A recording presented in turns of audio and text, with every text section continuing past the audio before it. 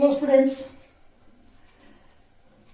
in this class we will derive the equation of motion. हम लोग equation of motion पर drive करेंगे. सबसे पहले जानेंगे भाई कि इक्वेशन ऑफ मोशन होता क्या है और क्या क्या होता है. सबसे पहले हम लोग इन फिगर्स को जानेंगे कि भाई ये u v a t s. सबसे पहले इक्वेशन ऑफ मोशन से रिलेटेड इन टर्म्स को जानना पड़ेगा कि ये सारा किस किस चीज का नोटेशन है. तो सबसे पहले u, ये u हम लोग डिनोट करते हैं किसको, तो u से डिनोट करते हैं इनिशियल वेलोसिटी. u क्या होता है, इनिशियल वेलोसिटी. v को बोलते हैं फाइनल वेलोसिटी. a क्या होता है, तो एक्सेलरेशन. तो जब हम लोग इक्वेशन ऑफ मोशन को डिराइव करते हैं ये यूनिफॉर्म एक्सेलरेशन के लिए डिराइव होता है. ये जो इक्वेशन ऑफ मोशन होता है ये यूनिफॉर्मली एक्सेलरेटेड बॉडी के लिए एप्लीकेबल होता है. t क्या होता है, द टाइम टेकन, और s क्या होता है, तो डिस्टेंस ट्रेवल्ड. पांच चीज u v a t और s. इक्वेशन ऑफ मोशन क्या करता है कि इन्हीं सारे वेरिएबल्स के बीच, u v a t और s के बीच क्या करता है, रिलेशन को एस्टेब्लिश करता है. तो कौन सा इक्वेशन किस किस के बीच रिलेशन को एस्टेब्लिश करता है ये अभी हम लोगों को पता चलेगा. तो सबसे पहले हम लोग क्या करते हैं कि बगल में इक्वेशन ऑफ साथ तीन इक्वेशन ऑफ मोशन को, तीन इक्वेशन ऑफ मोशन होता है, उन सारे इक्वेशन ऑफ मोशन को भी हम लोग क्या करेंगे, यहाँ पे लिस्ट करके रखेंगे और फिर एक एक करके सबको डिराइव करेंगे. सबसे पहला इक्वेशन ऑफ मोशन क्या होता है, तो होता है v इक्वल टू u. सबसे पहला इक्वेशन ऑफ मोशन क्या होता है, v equal to u plus a t. पहला इक्वेशन होता है. दूसरा होता है s equal to u t plus half a t square. जबकि तीसरा होता है v square equal to u square plus 2as. ये तीन को हम लोग अभी एक एक करके ड्राइव करेंगे. कैसे, तो सबसे पहले हम लोग कंसीडर करेंगे कि कोई एक ऑब्जेक्ट है, ये अभी फिलहाल u वेलोसिटी से मूव कर रहा है. किस वेलोसिटी से मूव कर रहा है, u. इसका जो इनिशियल वेलोसिटी है वो क्या है, u. और it is subjected to a uniform acceleration a. मतलब इसका जो वेलोसिटी है वो इंक्रीज कर रहा है, इक्वल इंटरवल ऑफ टाइम में इक्वल रेट से इंक्रीज कर रहा है इसका वेलोसिटी. मतलब ये यूनिफॉर्म एक्सेलरेशन से सब्जेक्टेड है. और t टाइम में इसका जो वेलोसिटी है बढ़ के हो जा रहा है क्या, v.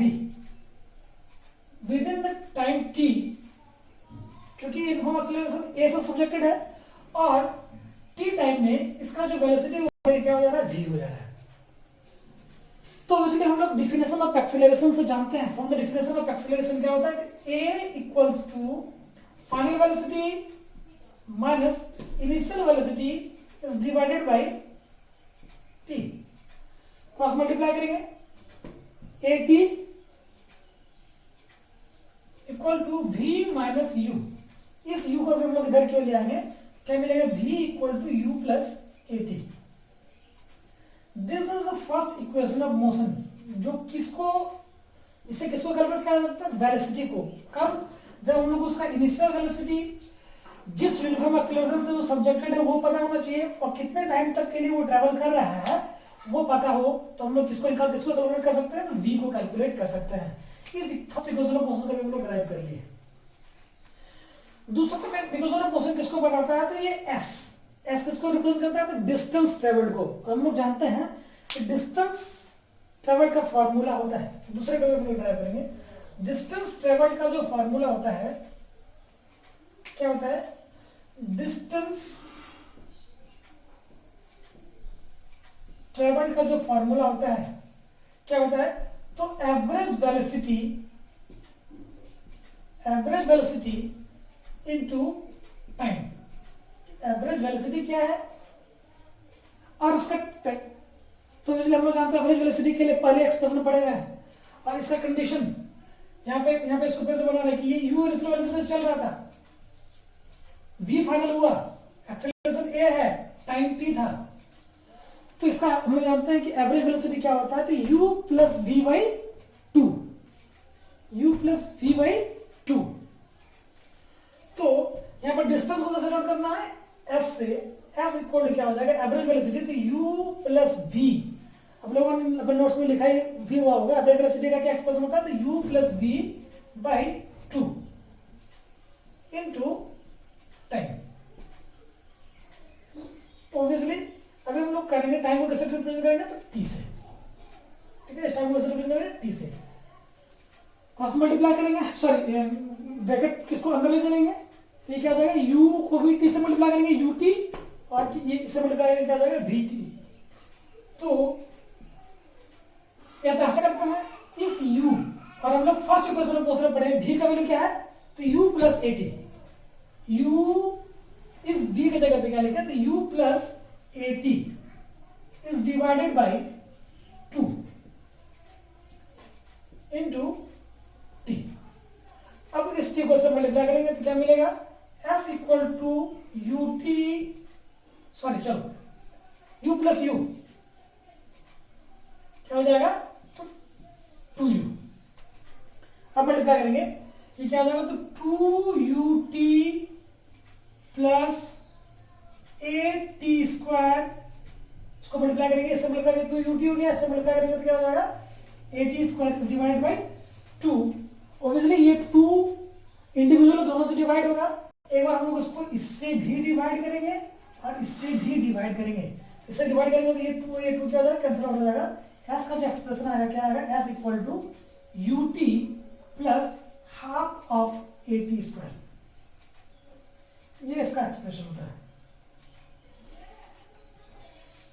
ये सेकेंड इक्वेशन ऑफ मोशन है, इससे क्या कैलकुलेट किया जाता है, तो डिस्टेंस को कैलकुलेट किया जा सकता है कब, जब हम लोग को u भी पता हो, उसका इनिशियल वेलोसिटी पता हो, कितने डिस्टेंस कितने टाइम तक के लिए वो ट्रेवल किया वो पता होना चाहिए, और उसका यूनिफॉर्म एक्सेलरेशन जिससे वो सब्जेक्टेड है वो पता होना चाहिए।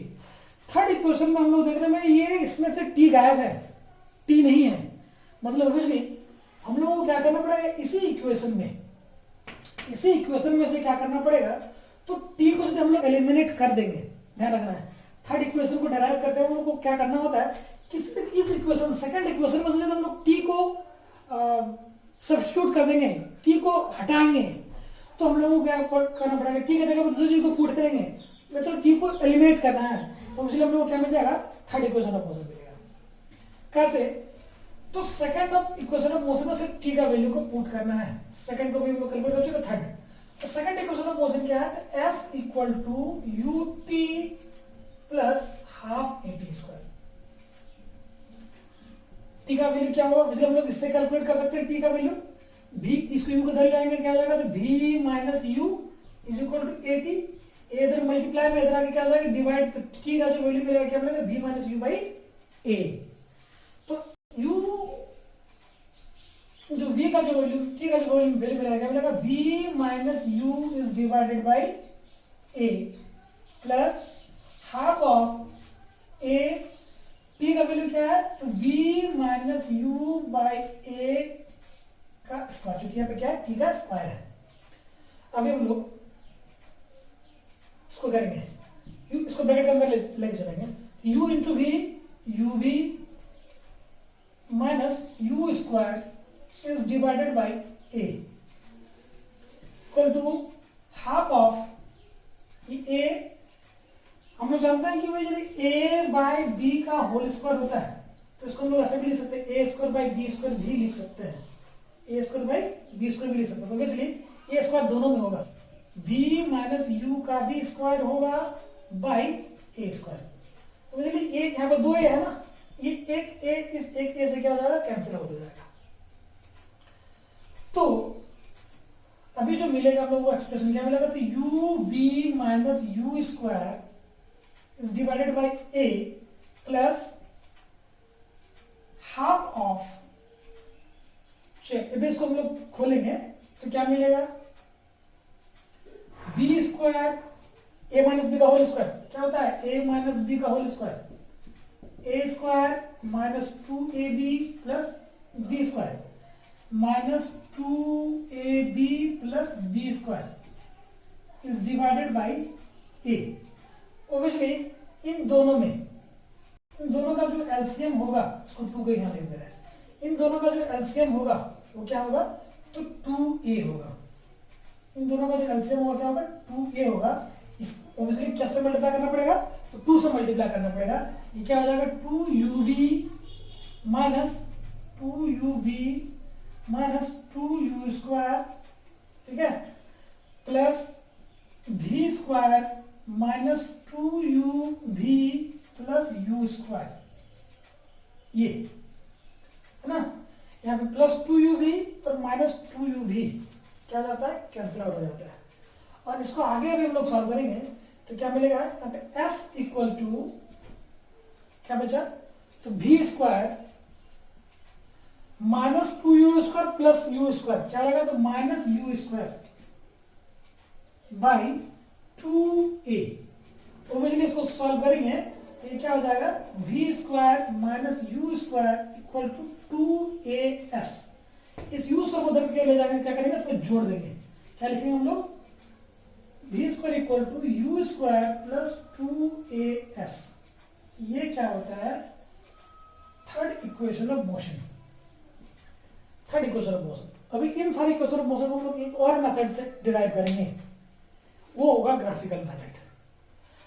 अगले क्लास में हम लोग मोशन इस चैप्टर से रिलेटेड ग्राफ्स को पढ़ेंगे और फिर उस ग्राफिकल मेथड को यूज करेंगे इन इक्वेशंस को फिर से डिराइव करने में।